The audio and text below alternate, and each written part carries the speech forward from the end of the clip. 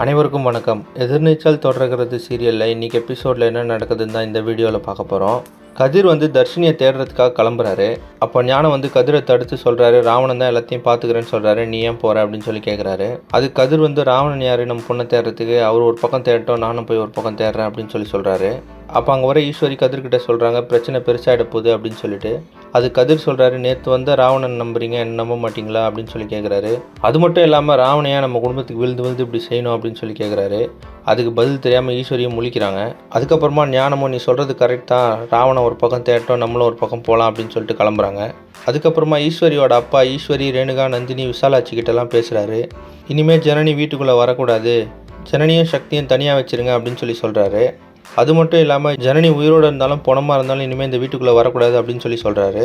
உடனே டென்ஷனான விசாலாச்சு ஈஸ்வரோட அப்பா கிட்ட நீங்கள் அப்படிலாம் பேசாதீங்க, நம்ம வீட்டுக்கு ஒத்து வரலன்னா பிரித்து வைக்கிறது தான் நல்லது, தர்ஷினி வீட்டுக்கு வரட்டும், நான் 4 பேரையும் தனித்தனியாக பிரித்து வச்சிடறேன், என் உயிரே போனாலும் நான் இதை பண்ணுவேன் அப்படின்னு சொல்லிட்டு அங்கேருந்து போயிடுறாங்க. இன்றைக்கி எபிசோடில் பார்த்தீங்கன்னா சக்தி ஜனனியும் தர்ஷினியும் தேடி போயிட்டுருக்கிறாரு. அப்போ அட்வொகேட் சாருபாலா சொல்கிறாங்க, நீங்கள் ஜனனியும் தர்ஷினியும் தேடி போகிறது கரெக்ட் தான், ஆனால் அதில் ஒரு சிக்கல் இருக்குது அப்படின்னு சொல்லி சொல்கிறாங்க.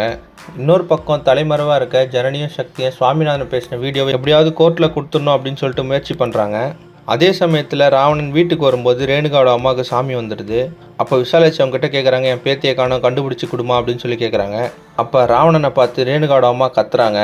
இப்போ ராவணன் தான் தர்ஷினியை கடத்தி வச்சிருக்கிறாருன்னு சொல்லிட்டு வீட்டுக்கு தெரிய வருமா அப்படின்றத அடுத்தடுத்த எபிசோடில் பார்த்து தெரிஞ்சுக்கலாம். இந்த மாதிரி எதிர்நீச்சல் தொடர்கிறது சீரியல் அப்டேட்ஸ்க்கு நம்ம சேனலை சப்ஸ்கிரைப் பண்ணுங்கள், ஃப்ரெண்ட்ஸ் அண்ட் ஃபேமிலிக்கு ஷேர் பண்ணுங்கள். நன்றி.